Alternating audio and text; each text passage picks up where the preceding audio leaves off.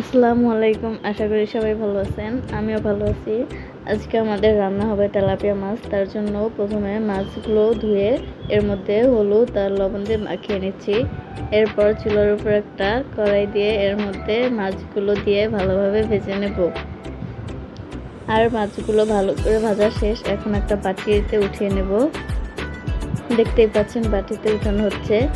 আর বাটিতে উঠানোর পর পেঁয়াজ আর রসুন ব্লেন্ড করে নিচ্ছি। ব্লেন্ড করা হয়ে গেছে। এখন এর মধ্যে দেব একটু লবণ, একটু হলুদের গুঁড়ো আর একটু মরিচের গুঁড়ো দেওয়ার পরে একটা কড়াই চুলার উপরে দিয়ে মশলাগুলোর মধ্যে দিয়ে দেব। তারপরে কিছুক্ষণ নেড়ে চেড়ে নেব। আর নাড়া হয়ে গেলে দিয়ে দেবো এর মধ্যে আলু দিয়েও কিছুক্ষণ নেড়ে চেড়ে নেব ভালোভাবে। তারপরে একটা ঢাকনা দিয়ে ঢেকে দেব। ঢেকে কিছুক্ষণ কষিয়ে নেব। কিছুক্ষণ পরে এসে ঢাকনাটা সরিয়ে আবার কিছুক্ষণ নেড়ে চেড়ে এর মধ্যে ঝোল দিয়ে দেব।